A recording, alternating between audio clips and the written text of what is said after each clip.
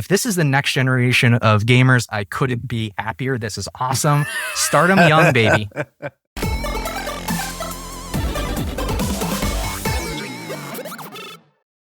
Web stores, you've seen what good looks like, but have you experienced great?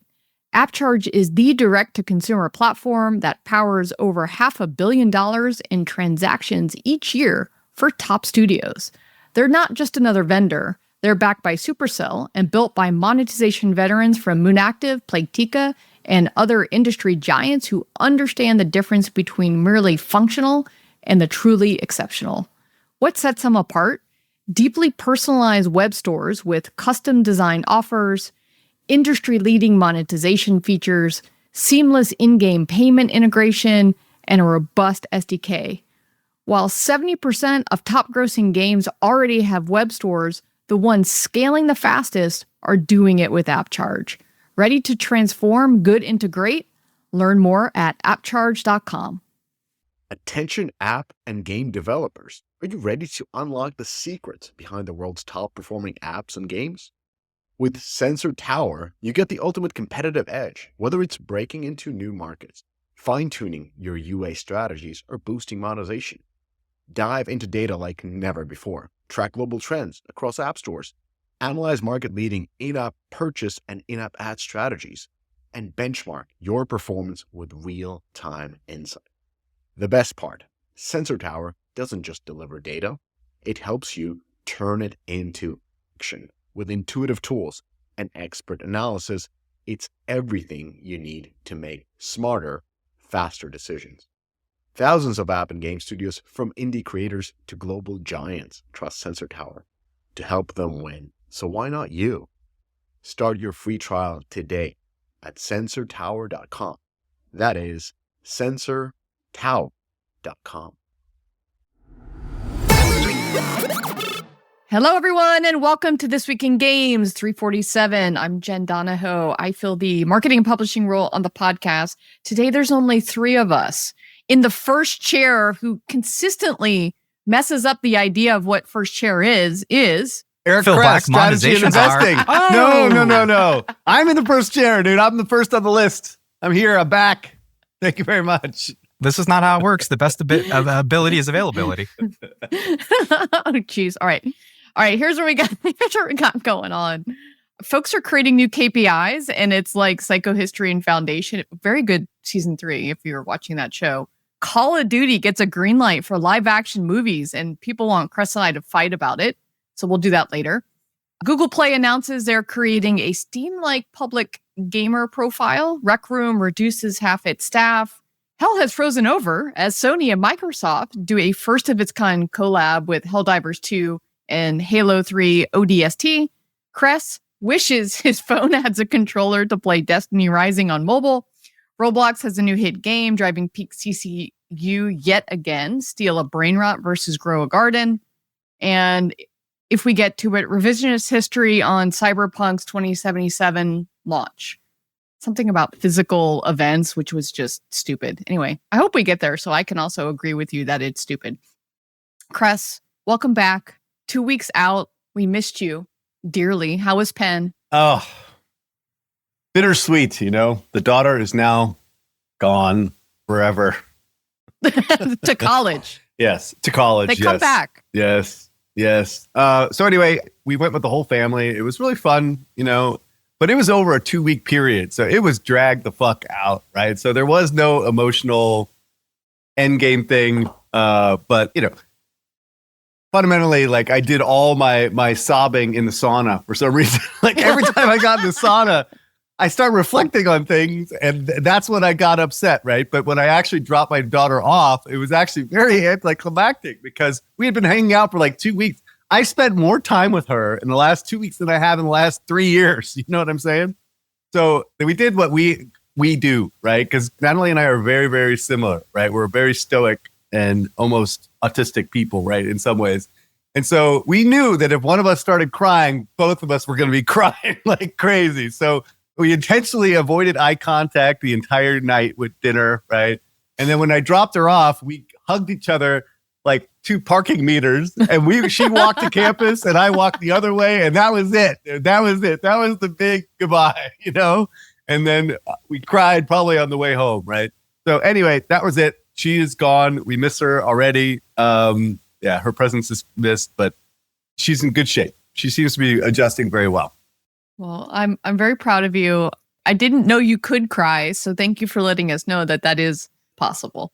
With all the old joking. men in the saunas. Okay, Is this so a Finnish college? What's going on? Yeah, sauna. I was at the racquetball club in downtown Philadelphia because they have an affiliation with the club that I have, and it was fucking empty, dude. It was crazy how empty this place was, just as old school. And yeah, I was in this. It's really funny, actually. But anyway. I would like to shill Phil's podcast for him since he didn't write anything. I listened to it and I gave you a note in Slack and in our Deconstructor Fun Slack channel. And it was Phil, Chris Sides, and other guy. Who's other Chris guy? Anjos, who is a brilliant individual. I can't say enough great things about him. I like Chris. Yeah, so listen, I played shooters. I know shooters. I don't know shooters to the depth that 3 of you did. And what I found fascinating was not only was it, okay, what's going on with Battlefield versus Call of Duty right now, but a lot of the history that you guys talked about. So well done, dude. Crest, I think you listened as well. I thought it was brilliant. I mean, you guys really nerded out about the shooter category. And it was really deep. I think that guy's been on every goddamn shooter known to man, you know, like he's OG. So yeah, it was a really good episode. And don't forget Chris Sides, who was awesome as well. Sides, yeah. I would say stay tuned. Stay tuned. There might be a Shooter Monthly coming. Shooter Monthly may be a thing. We're about to cover 2 shooters now, but like, look at this is the number one genre. So maybe it deserves its own cast. I, of course, unfortunately had to listen to the last 2 weeks of TWIG. and I have to say, first off, I thought Dan Levy was way out of line. So just to be clear. Dan Levy? Who's Dan Levy? Sorry. God damn it. There's someone from EA that is Dan Levy. And every time I think of him, anyway, way out of line. Only I can yell at Philip, okay? Only I can make fun of Philip, not you. All right. Anyway, moving on. But his comment about Star Wars: The Old Republic always fucking chaps my hide, right?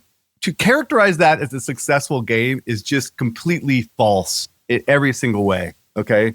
It was an unmitigated disaster for both EA and BioWare. So I want to set the record straight here, right? Because when it launched, the quality of that game was relatively high, right? And they spent hundreds of millions of dollars building that fucking game.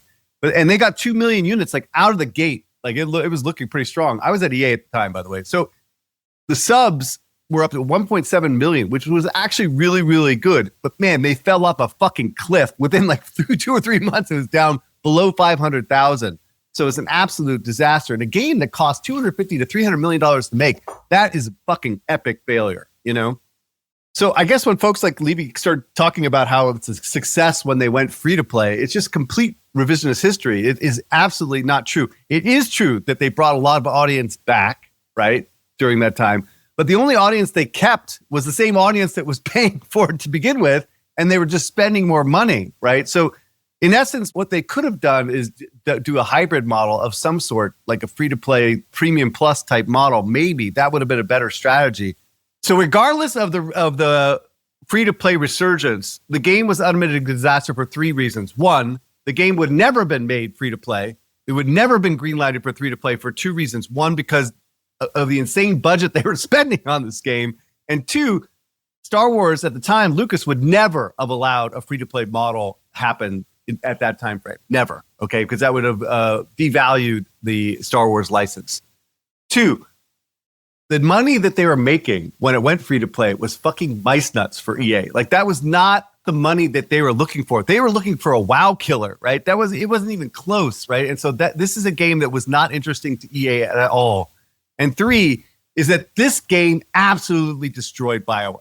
This is the pinnacle point in BioWare's history where everything went downhill from here. It created a rift between EA and BioWare that never went away, and they never really recovered from the damage that the whole process caused. And what were the results? The co-founders, Ray and Greg, left in 2012, right when it went free to play. They sidelined the Austin team as an operating entity, a live service, basically caretaker for this product. And BioWare never made a critically successful game or even a commercially successful game after the success of Mass Effect 3 in 2012, which had a lot of controversy around that. But since that time, since those guys left, they have never, ever had a success in the marketplace. So the point here is that you cannot characterize something like that as a success in any way, because that is not the facts on the ground, right? It destroyed BioWare's leadership, it eroded their creative reputation, and locked one of their good studios into a support role. And it basically set the stage for where we're at with BioWare, in which they're basically becoming a non-entity out there. So anyway, I just wanted to set the record straight on that. I just remember Knights of the Old Republic being a game that I love to play. And so I always get it confused when you guys talk about the Old Republic. All right, just a few things. One, I wanted to do a quick Google update. So just Google legal news, because this is, always happening. So in the US, the news came out yesterday. It doesn't actually directly impact games from what I can tell. So, and Google will appeal this anyway, but it's been almost a year since the US court found Google search engines to be an illegal monopoly. The early remedy ruling did not call for a breakup or a divestiture, as many people thought would happen. Everyone's like, oh, Android or Chrome's going to have to get split out. None of that happened. So the only real ask was that Google must now share some of its search data with competitors. So what everyone thought was like a big deal coming ended up being a bit of a nothing burger on that front. Yeah. And they have one more lawsuit outstanding that they have to get through. But this was just a slap on the wrist. The stock is up like 8%. Like, this kind of sets them for... This was a huge win for Google. I know, they won on all accounts. Apple. They don't have to get rid of the browser. Even the search deal they have with Apple, which is basically just free money for Apple every single year and basically free margin for Google. I mean, once you pay the Apple monopoly tax, wow, what a slam dunk for them. And honestly, we're worse off because of this. We do not want an advertiser to own that level of market share. That's bad for everyone. So regardless of the legal and economic questions, this is an L for us. It was interesting. I don't know about that, but yeah. The judge said something about AI, that because AI is coming, it's going to likely disrupt the search business. So she didn't feel that she had to do as much because of that. It's something that I read. I don't know. No. That makes total sense when you start defining the search with AI like ChatGPT and others, like the competition. Let's asterisk that. I would say that's a Twitter hot take right now. I think the cited text I saw, I'm not quite sure that was a fair conclusion. In terms of the idea that ChatGPT was enough of a threat that you could say, okay, well, they don't own the market, technologies. I mean, there's a lot of ways legally you can justify it if you feel like there's ongoing threats. Maybe the British Gaming Commission, which slowed down the Microsoft acquisition over cloud gaming, could take a note from that. We'll see if those regulators call each other. Doubtful, but... Yeah, no, it's a good point that this is US only, and Europe has its own set of battles with the tech giants. Okay. I have been seeing a few different, fake KPIs or new KPIs show up in a lot of the things that I follow. So I wanted to bring two of them here. When Adam is on the podcast, we generally talk about, the lack of KPI predictors of, how do you, in a sense, aggregate what are all the marketing sources out in the world to understand the predictability of your potential game success or how your current live service is doing. So one is our friend Joost van Junen. He does the Super Joost newsletter. Joost is Joost since, he's Dutch. So this is from Aldora, which is new analytics company. If you remember, Joost, I think founded Superdata. Is that right, Phil? Was it Superdata? So they are now tracking what they're calling a ranking called by unique interactions. So it's a way to compare IP across interactive and non-interactive content. So think about like toys, sports, games, TV, movies. So this ranking is called Top Media, Sport, and Entertainment Brand Owners by Creative Activity. The unique interactions is a combination of what he calls 5 dimensions of the gaming ecosystem to measure the combined audience reach. So play is a direct gameplay, watch is streaming and movie content and video content, connect is social interactions, create is UGC, spend is obviously money, in-game purchases and merchandise. Oh, and merchandise. That would be like consumer products. So using this, his top IP with the most reach in millions of uniques is One Punch Man. So rounding out the top 5, Squid Game, NBA, Marvel Avengers, like what the hell do they still have going on? And the NFL kind of, get to the top 5. So my take is I love the idea of this, but it doesn't feel like it's working in real life to me. Like otherwise we would be seeing One Punch Man doing a little bit more in the world of gaming. Maybe it would be a bigger game in the world. It doesn't even have a new IP right now. I know it's on Netflix, but nothing really interesting. It's China. This entire metric is China for One Punch Man. This whole thing is China. Which is exactly the problem with this chart. Yeah. Is that when you have no reproducibility, you have absolutely no information about how this metric is derived. They define reach as unique audience interactions. What the fuck is a unique audience interaction across play, watch, connect, create, and spend? You are an academic. You understand the importance of reproducibility. And this is just repeating all of the same crimes that Superdata had. If you remember, every quarter Superdata would get into a fight with some sort of third-party publisher. It was usually Epic Games over the numbers because they were all like, he does this in all his charts. Source, my own company. I mean, come on. It's like giving yourself a gold medal. And like, look, I love him. I love that someone's trying to do ambitious data like this. If you remember Novik, they had a great piece, although I know a lot of people like to poke holes in it, about the size of the video game industry when you include, for instance, things like peripherals. I like these ambitious attempts, even if you can poke holes in them. But this just adds more confusion rather than adding any sort of clarification, in my opinion. It's also not actionable, right? Like, yeah, that's what I was trying. I was like, well, what do I do with this chart? Like, maybe it's what license I should go get to do a game with, but I didn't know what to do with this, to your point, Cress. If you are going to mix in, I don't know how you would mix in China because you see NFL and NBA in the top 5, so that can't be true. Well, the NBA is huge in China. You got to pull out Asia altogether, right? Like it doesn't even make sense to include it in something like this if you're trying to compare IPs for the West.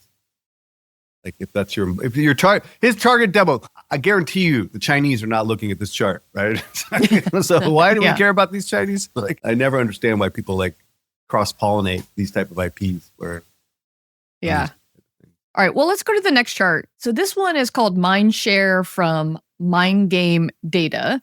And so this one, thanks to Hunter on my team who was doing a presentation, and I actually had never heard of it before. I just love all of these services that try to do this, which is take different points of interest and, pull it all together. So this one is, they have a public Tableau that's out there.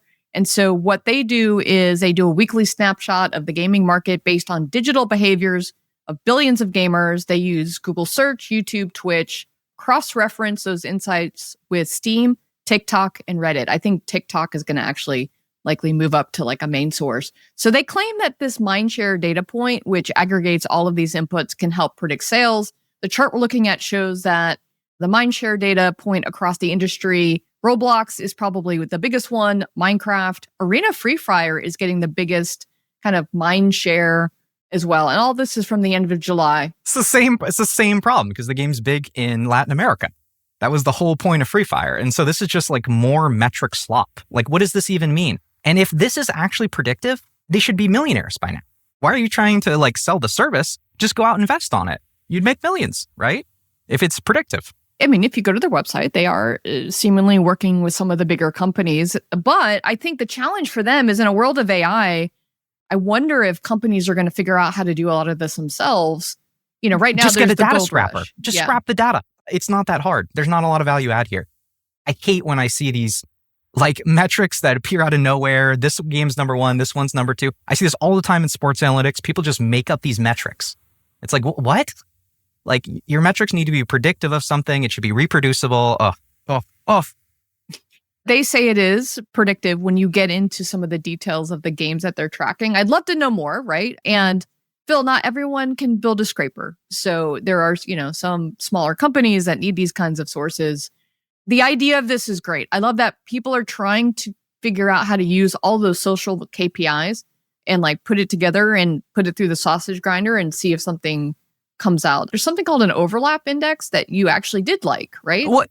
So there are, I don't want to call them advanced metrics, but there are certain ways to fiddle with metrics to say something interesting, like Video Game Insights, and shout out Video Game Insights, great sponsor. Thank you, Video Game Insights.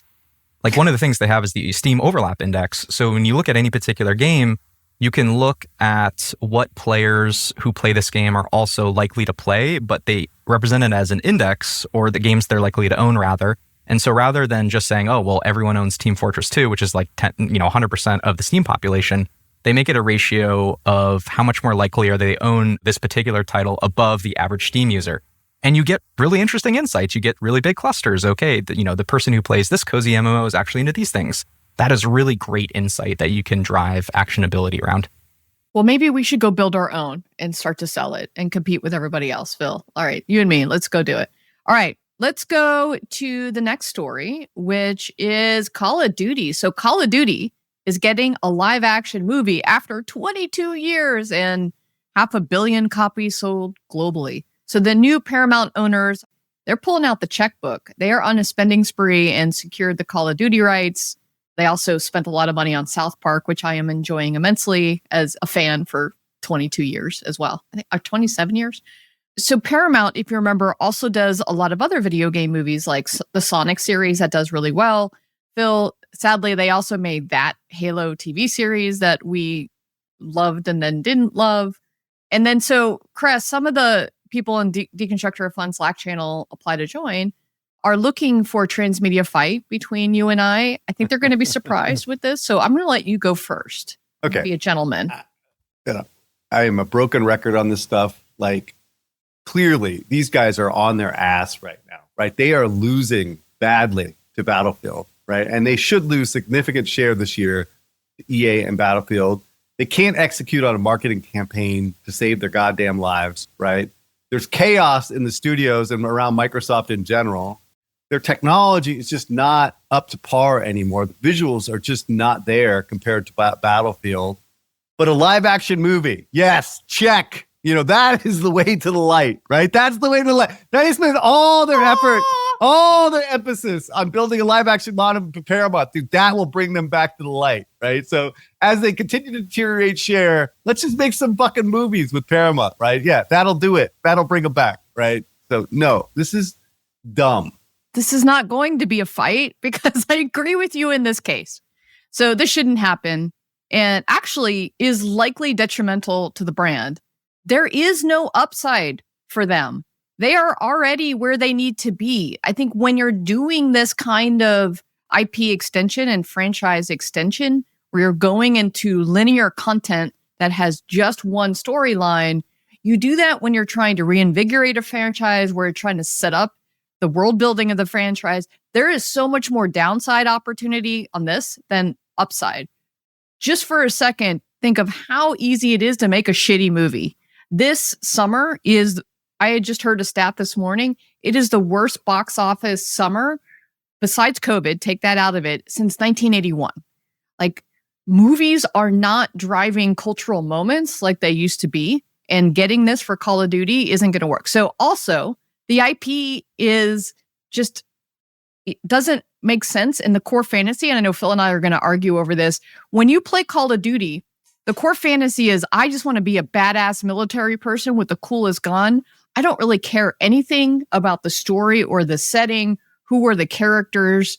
Like, nobody cares about that when you're playing COD. You want to go in and, like, what is it, teabag your, like the opponent and yell at another 10-year-old on comms. Like, they want to be SEAL Team 6. They don't care about Soap or any of these other characters that I barely even remember. And by the way, which one are you going to have? Are you going to have like Modern Warfare or Black Ops? And you're going to have the studios yelling, like, which one are you doing? And so another point is, back in the day when my buddies, at Hasbro were making Nerf blasters, they actually tried to make Call of Duty Nerf blasters. It was a little tough with like the M rating and everything like that, but nobody cares about those blasters because there's no personality behind what is just a weapon.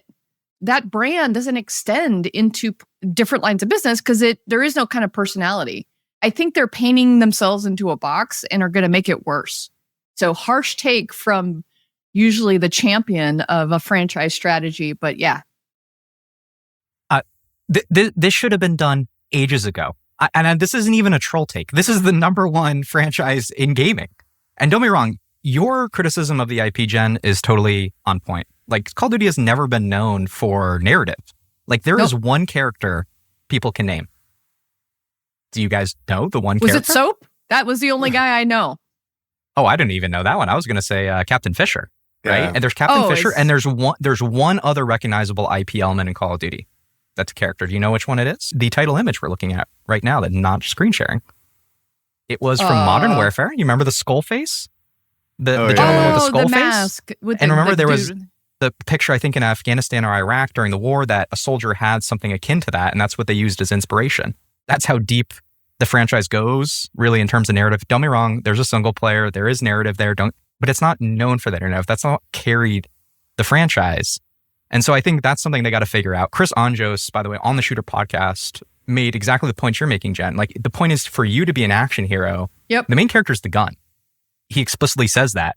But are you kidding me? This is the biggest franchise. Of course you need to take a shot on goal for this. Of course you need to take a shot on this. Like, I think it's silly not to give this a shot. And I think, just to clarify my transmedia position, my transmedia position isn't that gaming IP can't be great movies. I mean, that's false. I mean, look at how much money Super Mario and the Sonic franchise has made. I mean, it's gobstocking how much money it's an incredible amount of money that Sonic has made. We're up to the third Sonic movie. And guess what? They're actually good. I just can't even believe they're actually good. And so, of course, you need to take a shot on goal with this. The only thing I disagree with is when you do these transmedia projects, people like to put in the P&L that we're going to have all these uplifts across the franchise. That's the thing I disagree with. Not that gaming can't be great, transmedia can't be great media.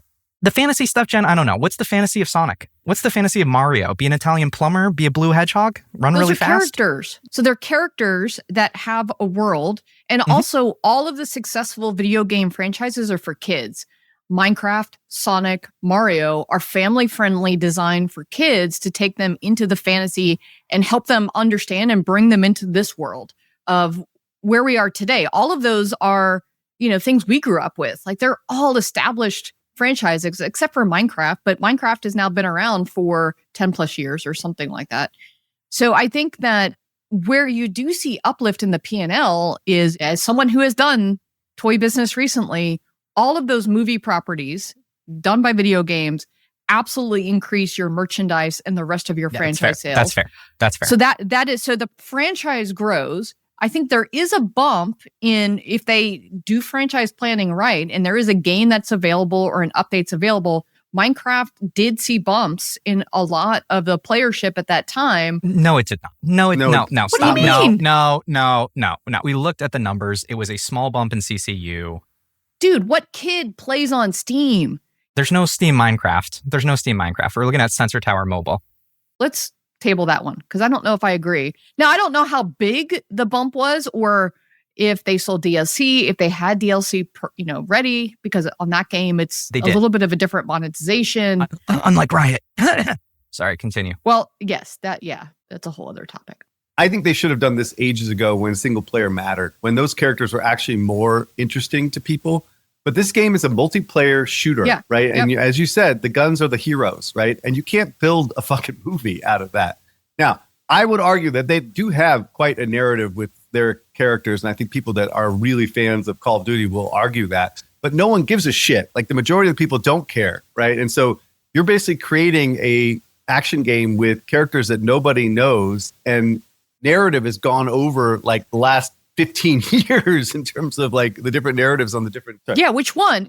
How you couple that together is going to be fucking impossible. I think it's far more likely they make a bad movie, and that does not help them at all. It actually hurts them. Yeah, and that's the challenge. And it's not what the audience is going to want, right? The audience does not care. The core Call of Duty audience doesn't want a fucking movie, I would argue. Yeah, they just want a multiplayer game that is the best multiplayer shooter that they can possibly play. Like, there is no benefit from selling a story or a character, especially because they refresh it every year, too. Right. Back in the day, the single player was more relevant, but that's not the relevant part of Call of Duty anymore. Agreed. Kind of the point. I mean, when I play COD, I only play single player. That's how I remember SOAP, because I like the Modern Warfare series, I guess, a little bit better than Black Ops. So anyway, let's keep going. Another Google story. So I just got an interesting email from Google Play. So I looked it up in The Verge as well. Like, a lot of press is picking this up. Google Play Games is about to show people what you play. The Steam-like update will display your game progress, stats, and achievements to other players. The update will be applied automatically and start rolling out in most global regions on September 23rd and on October 1st for users in the US and UK. There's some data tracking happening here, and the email addresses that. But Phil, tell me what you think. What else is going on? This is very interesting. And so they are making these public play profiles. So you're going to be able to say, okay, there's this individual user, here's their public profile, here are the games they play. And the reason this is important is that a lot of data companies, particularly on the Steam side, will scrape public profiles to be able to get a lot of the analytics. That's usually how the back end works. You randomly sample profiles. Almost every analytics company who uses Steam data does something along these lines. And so this could be another lifeline for being able to get good information about what players are playing. If you remember, Steam made a change where they set those public profiles to be private by default, which basically screwed up everyone. I mean, that was the fall of Steam Spy, but then there seems to have been much better advances, not just on the data collection side, but also on the statistical side. This could be good. And honestly, I wish Apple gave enough shits about gaming to violate my privacy like this. I wish they would send out an email like this. I'm actually bummed. There's someone in Google who cares. Well, I think it could be cool if you can have Steam-like community behavior happening inside your Android device. That does feel useful. 10 years too to late. Me. Yeah, 20 years too late. 30 yes, years of too course. okay. I mean, I think that's the theme of this podcast is everyone is doing things, 10 and 20 years too late. But better late than never. All right, let's go to the next story because you do have thoughts on this one. Okay, so Rec Room update. They made a decision to lay off roughly half of their staff, which is on top of the 15% RIF that they did in May. So going from 400 down to 200 employees, like that is absolutely massive. Just to remind you, Rec Room kind of like aimed to deliver like this multi-platform, user-generated PC, VR, console, mobile thing. They raised, I think, close to what, $300 million. Holy shit. And a $3.5 billion evaluation. Remember, ZERP money. Bill, dude, I cannot believe that A16Z and fucking Lightspeed were not involved in this thing, right? But anyway, that's beside the fact. It was so basically Sequoia and Index. Lay off our friends. Oh, sorry. What I read was that while they saw kind of like really decent attraction for PC and VR, the mobile and console efforts definitely underperformed, and that increased their cost basis and created all kinds of issues with the company, moderation, et cetera. And they say, anyway, that the layoffs were not really about running out of money. They have money, right? They're just about like curbing the spend to preserve their runway. So they're basically able to kind of retrench and build out on what actually makes sense.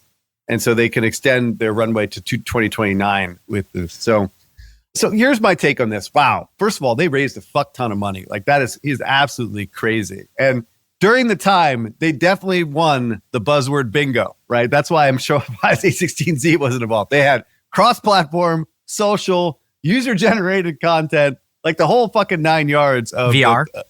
And VR, right. Yeah, can't forget that. Back in that day, I That's forgot. not a buzzword, though. Well, back then it was in 17. Anyway. Oh, yes. Yeah. Yes. 17. This is the fundamental thing I'm talking about venture capital investment in the gaming space. Like the two primary reasons that this failed epically was the scope. One, the scope was way too fucking high for a startup, right? Like the cross-platform idea was dumb from the get-go, right? No one's going to make shit on the fucking mobile device for a 3D world. Like, doesn't even make sense, right? And also, the fundamental thing about these people that come from big tech or Riot or, big companies is they do not know how to deploy capital properly for a startup, right? Like, these guys all came from HoloLens of all things, right? Which is, they might as well fucking burn money. Like, with that bullshit, right? They come to a startup and are starting to have this absolutely massive scope and they have 400 fucking people chasing this thing. Like, come on, right? Like, you need to be appropriate in the salaries that you give people. And, this is the believer thing, right? It's like you cannot spend $500 to $750 to $1 million per employee.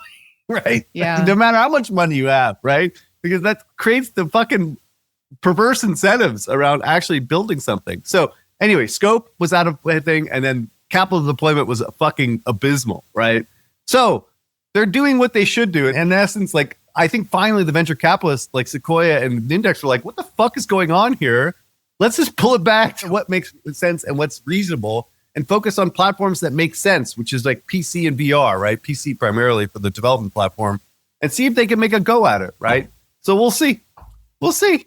The thing is, I can't contrast what you just said against Roblox, because you could have just copy and pasted Rec Room with Roblox. I mean, Roblox was raising what? $500 million to $700 million.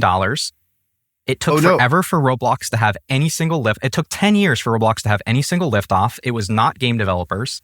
This is the exact thing venture capital should go towards. UGC is a very long battle. That's not the history of Roblox. Roblox was really low funded. Like, it was not very VC funded. It was. So they did pick up steam, to be fair, as they went along. They started to raise more and more money. They didn't have that at the beginning. This is a burst start. Yeah. It built over a long, long period of time. Roblox. Yeah. That's a completely different thing. Since 12, right? Like, didn't it start in 2012? Yeah. Yeah. No, I don't think it's a good comp for this in terms of. You still need massive amounts of venture capital to build UGC platforms. There's massive fixed costs in this. Like, this to me is a perfect VC vehicle. Yes, but scope, scale, and focus was probably more important than building it out on mobile, right? Like, you bring it to mobile later, like Roblox did, right? After you start making money on PC, right? Yes, Roblox was on PC first and then went to mobile later, and then exploded when it went to mobile. And their strategy of being on low-end devices, I think, was another kind of key for them. You could run on anything.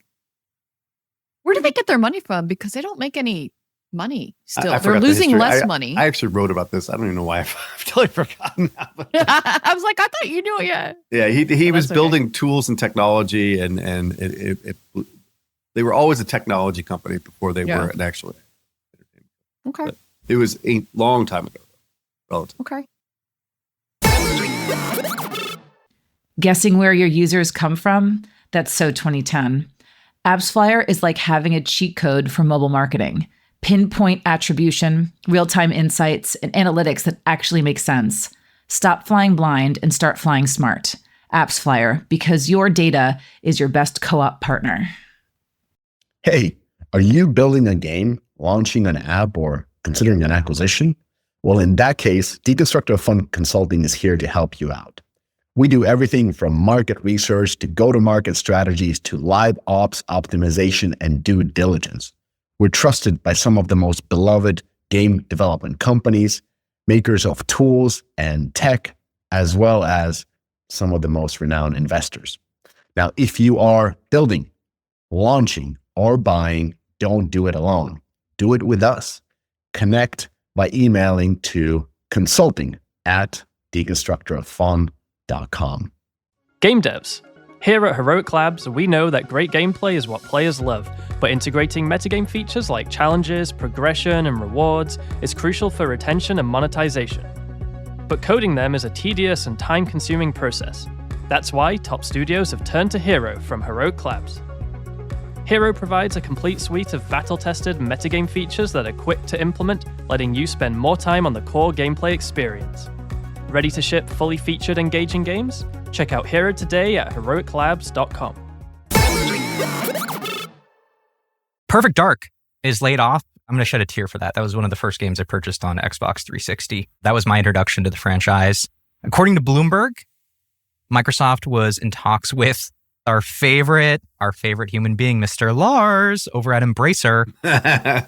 Another point for Swedish Inquisition, which owns Perfect Dark co-development with Crystal Dynamics and was willing to acquire the project from Microsoft with an invisible amount of money. So if the deal had gone through, the plan would have been for Take-Two to fund and publish Perfect Dark itself. However, there was a lot of disagreements between Microsoft and Take-Two over long-term ownership of the IP. Just sad. Just really, really sad. I just don't know what the value of Perfect Dark IP is anymore. Like, that was the beloved for people that were there at the OG, Xbox, but like, there hasn't been, I don't know if it's actually all that meaningful anymore. Yeah. All right. So another story that involves Microsoft and PlayStation is what I'm calling the collab of the week: Halo ODST and Helldivers 2. Here's kind of what's going on. Well, it's not Master Chief. That's one of the things I thought was interesting, is I forgot that Halo ODST doesn't have Master Chief. It has all the Space Marine guys. So anyway, of all the collabs, I didn't see this as being one of the biggest ones to blow up. So holy shit, Sony just worked and incorporated a Microsoft IP, and it's a Halo IP for the first time ever.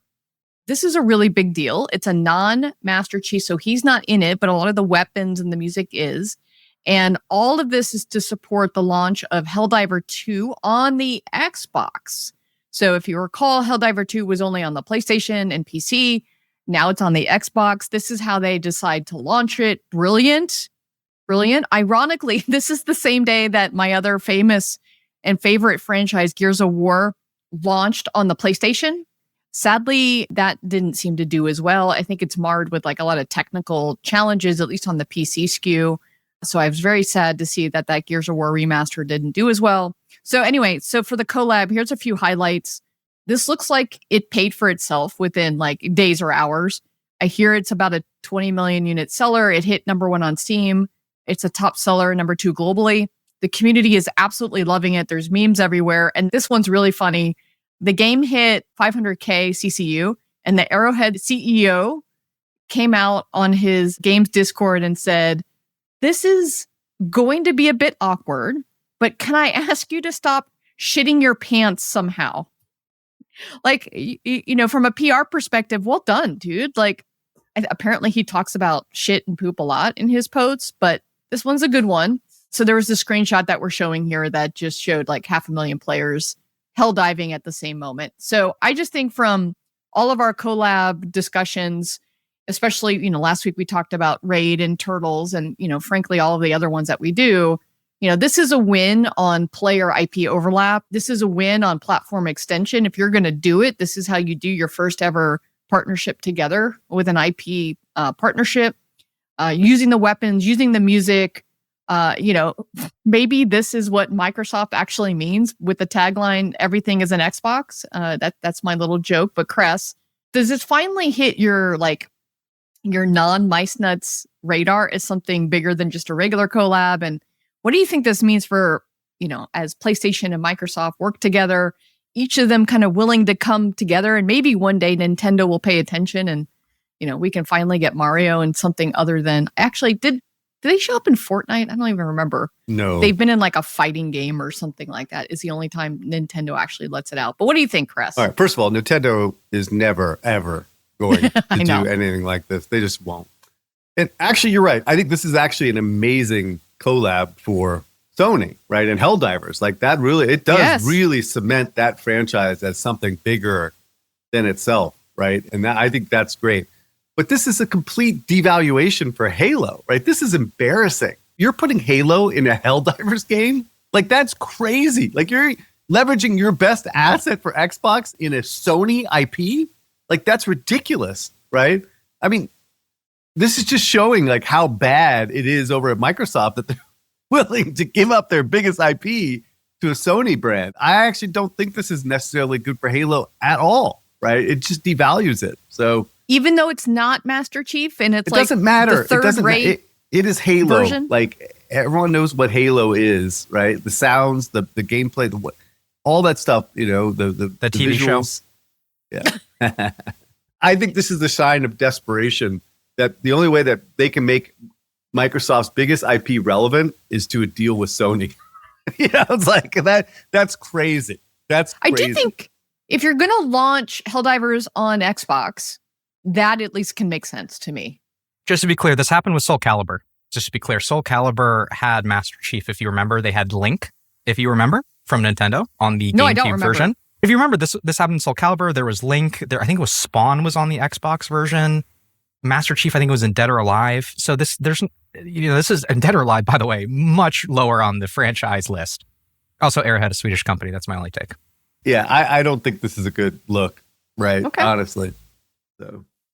But great for Helldivers, bad for Microsoft. Oh, amazing for Helldivers. Yeah, I mean, it certainly validates that IP, right? Where Helldivers 3 is going to likely be a much bigger game. And there's a movie coming. There's not for Helldivers. Yes, this got announced. Really? Yes. Oh, dude, you're making shit up, dude. You're just you're just throwing it. I don't know, man. I don't believe you're full of shit. All right, buckle into your seats. All right. Well, let's talk about another IP that's rising.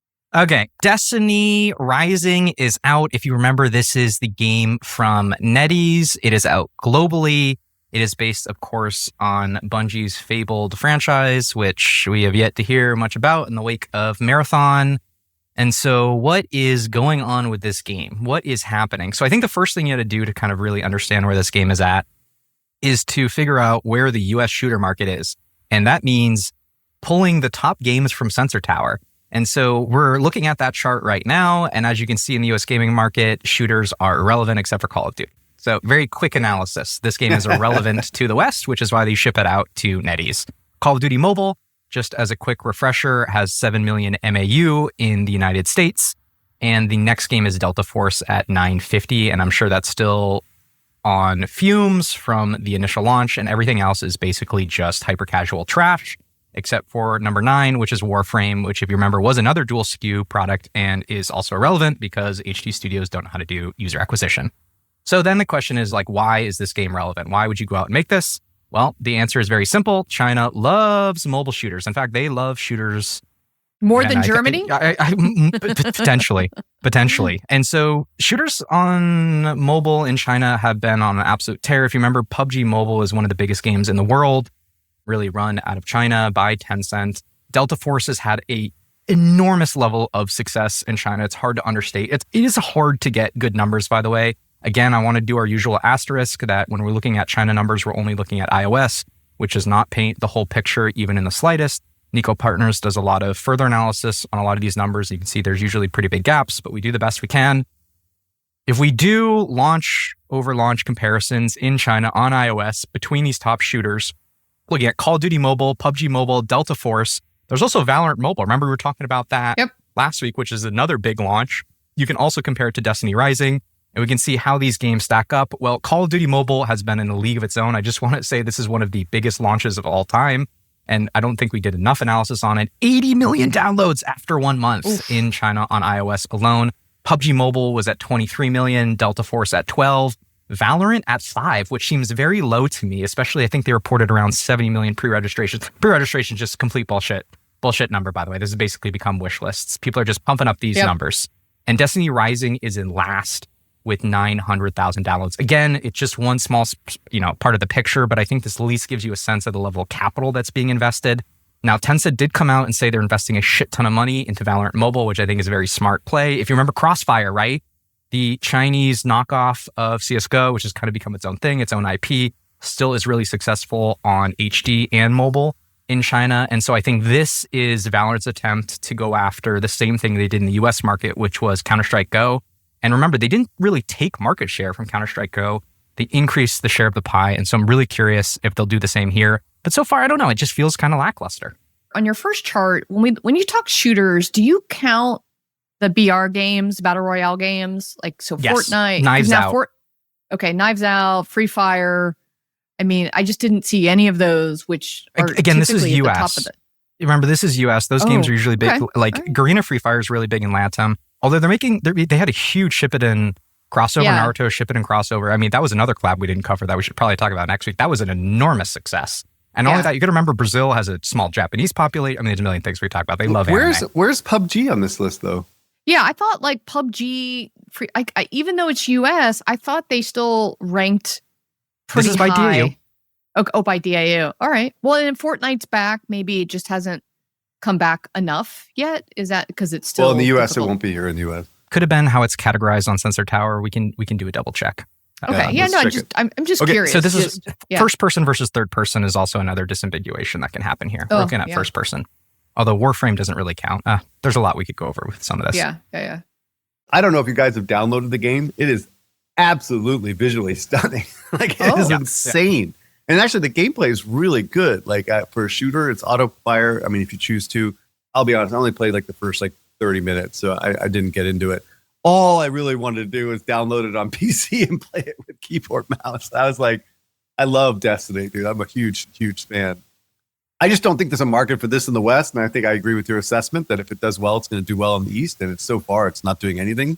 It almost feels like they put this out to die. Like they did not support this the same way they have other shooters in the past and other releases. So I'm not really quite sure what is going on this one. but the amount of money and effort and time and manpower to make something like this is insane, right? The fidelity is insane. I mean, it is crazy. So, God, I love Destiny. I wish they were doing better in terms of execution, but yeah, I don't know. Bungie and Sony wouldn't carve out minimum guarantees? An MG overall or marketing spend? Minimum marketing Commitment. spend for a game like this. Typically, there would be a marketing spend commitment. People are hearing about it. I mean, when I talk to people, people are talking about. So that's what I'm saying. Like, there's a little bit of a buzz. And I don't know. I looked at Sensor Tower after 4 days, which is nothing, right? But it was only 840K downloads. And I did see Cress, however, 2.3 million in revenue in 4 days. I was like, Yeah, but I know it's so difficult when a game first launches for those numbers to be solid. So you agree, it's too early. You know, Phil, to your point, a 10 million pre-reg, which in today's world, pre-reg, actually, I haven't been seeing as many people pump pre-reg like the Squad Buster year, like when was that, 2024, 2023? When it was like 40 million pre-reg, and we all know that between, only 10 to 20% of those actually download when you get there. Let me take a step back. When we talked about the Call of Duty mobile launch, because we were like really on top of that because we're covering it on the podcast, they spent a fucking gajillion dollars on this game launch. And they had no monetization in this game, like absolutely none. Like the numbers were fucking pathetic, right? And they put it in later, right? That is an example of an Asian launch in which they're super supporting it. Bring the audience in, they'll come and pay later when we add a bunch of shit, right? Like that's what happened with Call of Duty, and it fucking worked. And I was goddamn dead wrong on that one, right? Because I was seeing the early numbers. I'm like, this is terrible, right? This is the exact opposite. They are not supporting this thing at all. The only downloads they're getting are from fucking people that love Destiny. The pre-reg people, the people that are fans of Destiny. And that's probably why you see the revenue numbers are a little bit higher than the downloads, and the RPIs look good. This is a pathetic number in terms of downloads. And that number is relatively accurate because you're comparing it against companies that they have. So this feels like they're leaving it to die, right? Like they just want to get this thing out. It's like part of their divestiture out of like all the games that are being built in the West for the West type thing. Yeah. This was built in the West? Are you sure about this? No. I mean, sorry. They're divesting a lot of the deals IP? that they have put in place over the years, unwinding all the work from a NetEase perspective. So you're right. This definitely built in the East, but they probably want that team to be focused on other things. Cress, is this a case where, so Call of Duty was 2019, I think. I was at Riot when that launched, and we were planning to launch all of our Riot mobile games, and we're like, holy shit, how much did they just spend? And it was difficult to look at what they were spending versus what I had in my pocketbook. But in this case, we've talked many times that the way to launch a game is different now. That it's slow and steady wins the race, that you have to make sure you don't have a leaky bucket, that you are going to kind of grow over time, and you're not going to launch huge. And I don't know, the Asian games, the Chinese games launch like that anymore. Are we just seeing a new kind of launch? Maybe that's what's going on. Blaze it, baby. No, I think this is Blaze it. I don't know if this is a new launch strategy. I mean, Scopely was doing soft launch, get the KPIs right into mega, ultra, mega, numero uno. It is true. Like different. It is different, but I think it's important to point out why it's different is that people are going global much earlier. Like All in Whole is a really great example where it was launched in the United States in a more immature form, and then it grew over time. We're going global in launching things over time rather than keeping them gated in soft launch. So with Scopely, I mean, it's a very different strategy. It was soft launch, but then when it decided to go US, it was huge. Like it was all guns blazing to hit number one. What I'm saying is people aren't seemingly doing that anymore, where even when they launch in the US, now let's put Squad Busters and everything else aside, you are Monopoly Go. Monopoly Go was slow and steady wins the race, right? Which is we're going to soft launch it. We're going to make sure the KPIs are good. Now we're going to incrementally launch each country. I didn't look back at, what the beta or the soft launches were for Destiny Rising, but maybe this is what we just need to come back and check in on is, are we seeing a new way that games are launching? And that we are seeing slow and steady versus pop and drop. Just a thought. All right. But the last thing that I'm surprised that Philip didn't mention is that the monetization design on this thing is fucking insane, like pay to win stuff. Like it is actually really egregious. It's like it's NetEase, right? So to be expected. I know it's ironic because like fucking the Destiny guys, the Bungie guys are terrible at monetization, right? They don't know how to monetization save their lives. It's all they are doing is expansion model, really. Like the monetization in that game is all cosmetic bullshit, right? This game is like insanely designed. And what my biggest worry is that the Destiny guys, the takeaway from this is that, oh no, this game didn't succeed because of all the gross monetization things.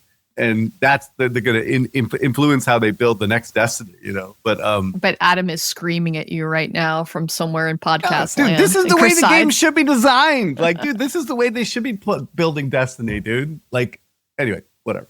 Actually, this one's interesting. I'm going to keep looking at it. I hope I'm wrong. I think the game is amazing. I just don't think there's an audience for this type of game in the West. So, Got it. Yeah, I think, Phil, if you're on Shooter Watch, Val Mobile in China, this one from a mobile perspective, and then obviously you've got your PC console Shooter Watch. You're going to be a busy dude the next few months. All right, let's talk and shift gears pretty dramatically and go to the lowest, shittiest looking games that we could possibly, think of. However, we're old and we shouldn't care. So Roblox and UGC, what's going on, Phil? Well, I was going to say egregious monetization is a pretty good thread here, as we'll see. So I think I wanted to talk about Steal a Brain Rot, right? And I've been trying to do more Roblox coverage just because I want to Chinese water torture Eric. I mean, just the quarterly earnings from Roblox weren't enough to beat him down. I want to make sure that we get every single Roblox hype machine going. dude, I have been positive on Roblox for over a year now. Like, I'm off my negative train. Like, because they are actually, Okay. I'm going to say this a million times, they are growing revenue per user and growing users. My issue was they were not growing revenue per user. And so with advertising and with more of aggressive monetization, and Manuel himself was the one that architected all of this, I've been positive on Roblox for a while, and any of my clients will tell you that. So there you go. They're losing less money. They are showing positive signs, although they've had a lot of shakeups in personnel the last few months. I'm curious to see what does that mean? Like what's the impact? RDC actually, so Roblox Developer Conference is this weekend, actually. So if you go to RDC, Cress, you should try to go. I think it's in San Jose. Go see and go come back and report for us. That'd be fun. All right. So Roblox, not only are they killing it with CCU reaching all-time highs, 47.4 million users, which again is more than Steam has in-game by a significant number. And they're certainly crushing Fortnite, which is still really struggling to grow. We've talked about that beforehand. No creator-led monetization, can't get the UGC flywheel going. And I think this is starting to become a more troubling sign, which is that Roblox is now starting to incubate regular big hits that are sustainable businesses. So we talked about Grow Garden, which, by the way, is still doing really well. And we'll look at some numbers in a moment. There was Blade Ball, which was a little while ago. That's still hanging around, although not to the same degree it was previously. And then there's Steal a Brain Rot. So this is the new one that's been blowing up. And it is based on meme culture. So it was based on, I believe, a 2024 meme from TikTok where you would take animals and then you would basically duct tape the animal onto a object. And so we're looking at one of the original memes here. It is a shark and the fins are in Nike shoes. There's a cow that's a globe. There's a gator that's a plane. It is pretty much the lowest form of content, but it is being embraced. And so someone decided to go out and make a game about this. And the game has been dominant in terms of numbers. So right now we're looking at the top Roblox experiences, the CCU for both Grow a Garden and for Steal a Brain Rot. This is from Row Monitor. Shout out GameFan. Shout out Ethan. Shout out Joe. This is great service. Thank you for this. And not only have these games done really well, you can see the spikes here when there are content updates. That's really important on the Roblox platform. Content updates, it's almost like a Facebook feed. They see it, they go, they experience it, you get huge CCU spikes. But they're also able to sustain CCU over time. These are not flashes in the pan. There have been some decreases in Grow a Garden, but they're very marginal. I think by and large, we can see a future for both of these games. And if you're curious about like what the actual game is, we just talked about the meme. Well, it's probably something that we should talk more about, because when we talk about egregious monetization, pay to win, I mean, this thing is a fascinating case study in monetization design. And one of the things we talked about is like hyper casual was this really great testing bed for a lot of ideas in gaming that have been trickling, to other studios and other platforms, either if it's core gameplay or if it's in the user acquisition side. And I still think Roblox is that next frontier of experimentation. And so the way the game works is that you have these characters I was talking about, these weird animals that come down in almost like a runway, and you're able to purchase them, and then they go to your base. And then once they're in your base, they passively generate cash. And then once you have that cash, you can buy resources. And you might be curious, well, what are the things that I can do with the resources? Well, you can buy items and you can raid other people's bases because you're spawned into a server with other players. And so you can steal their shit. And not only can you steal your shit, the way you can steal their shit is pretty egregious. So you can buy items that let you hit other players. Like, for instance, you can buy something that lets you slap them. You can buy a hammer. You can buy a flying carpet. It is just over the top craziness. And these are all things that are priced in Robux, the hard currency. Not only that, they have a lot of defense mechanics. They have theft. I mean, it's a lot of kind of Clash of Clans, really free-to-play stuff. I mean, obviously not literally. They're taking from 4X. They're taking from Clash of Clans. They're taking from a lot of builders. There's a lot of things that are going on here. These games actually have real design depth. The other thing that they have that may shock and appall some people is that you can actually pay to unlock other players' bases in the server and raid their shit for $4. You can also put up peace shields, just like in 4X. You can buy server luck, which makes everyone better off in the server. I mean, this is like Pokemon Go lores. I mean, the mechanics here are insane. They sell admin commands for the server for $50. So you can go in and do crazy shit if you're an admin for $50. It is crazy what Roblox games are monetizing on. And if this is the next generation of gamers, I couldn't be happier. This is awesome. Start them young, baby. Oh my God. Cress, you haven't said predatory monetization in weeks this or is, months. This is as bad as This it is gets. worst. Yeah, I thought Grow Garden was bad. Dude, this is like egregious. You gotta love it though. You gotta love it for its, audacity, right? Training the next generation of gamers, right, Mr. Phillip? I think you could say that there's not just the monetization and the design piece, which I think we need to pay more attention to. There's also some interesting live ops and community events. Like, they're doing these admin wars more frequently with the creators of the games. Like, the creators themselves are becoming more popular, more influential, and having more of a voice, which I think is really interesting. And I don't think we should ignore that aspect either. I did a trends presentation a couple weeks ago, and I called it out as like the developer influencer is one of the trends, especially in Roblox. And in the UGC space is the number one way that you market a game for the UGC channels is when you as the developer or part of the development team is also an influencer. And, like the guy that does Grow a Garden, every post you can tie to a major spike in the game. Well, major spikes are now the updates that happen on the weekends, which is basically just a live ops, plan. But you're right that, you have to build this like developer influencer persona in order to help promote your game, especially on UGC. That's how people find this stuff. It's kind of what kicks these things off.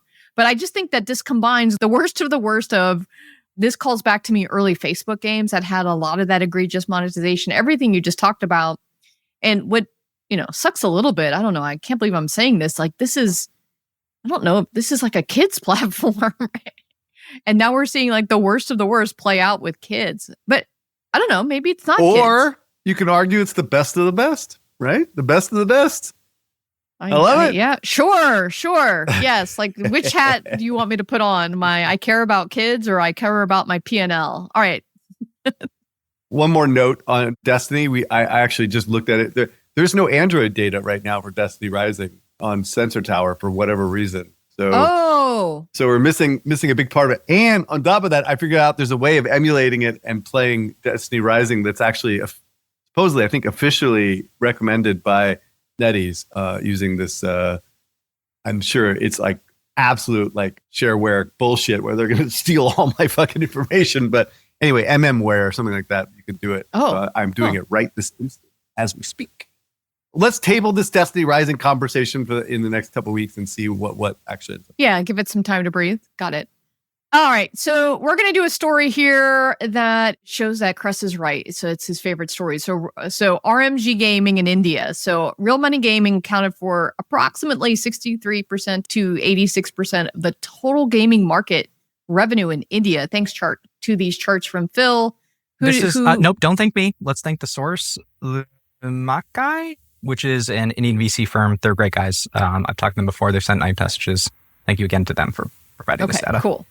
The total market, $4.3 billion in 2024, revenue generated from real money gaming was reported to be between Freudian slip. 2.4 billion. I know, exactly, right? The G can stand for either. The revenue generated from this was reported to be 2.4 billion and 3.2 billion.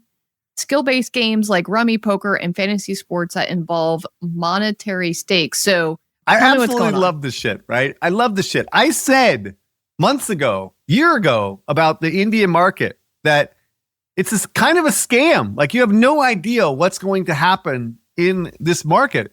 I said specifically, the regulatory uncertainty is the biggest challenge for a market like India, right? Despite the population and the per capita income, all that other stuff, the fact is that it is a fucking wild, wild west out there in India. You have no idea where you stand. It is a fucking quicksand, like shifting to everything, right? So making significant bets in this region is folly until these type of things are figured out, right? So buyer beware.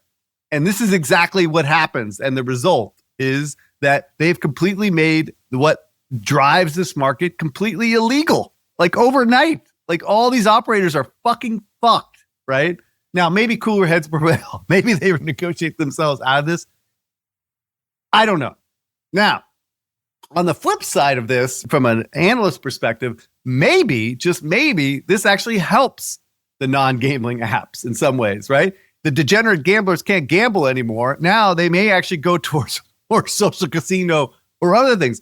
Maybe there's an opportunity now because there's no other way for them to do real money gambling on mobile. Or maybe they just go on VPNs and fucking circumvent all this bullshit. Who knows? But as a public service message, U.S. companies should stay the fuck away from India, okay? Like, this is not a good place to do business, right? It is incremental at best. It is very concentrated amongst the big games. If you want to do business in India, be very wary of the shifting sands of regulation and government and whatever else that happens in these countries, right? So anyway, focus on my whole point, and as an analyst and someone that's been doing this for a long time, focus what works in the US and Europe and you'll be okay, right? But you start like going after these fucking merging markets, you're just going to get burned, you know? Anyway, that's the public service message. All right. Thank you for everyone. And that wraps it for today. See you next week. You did it. You made it to the end of the episode. As a fan of the show, it would help us out if you'd subscribe and leave us a review on the podcast service of your choice. Those stars and likes, while a small action on your part, mean a lot to us and help to grow the show. More importantly, are you a member of the Deconstructor of Fun Slack group? If you have 5 years or more of games industry experience, go to deconstructorofun.com/Slack and apply to join. Join the games industry best professional community filled with peers always willing to lend a hand, or subscribe to our newsletter to get all the latest insights from the Deconstructor of Fun content creators. Thanks for listening.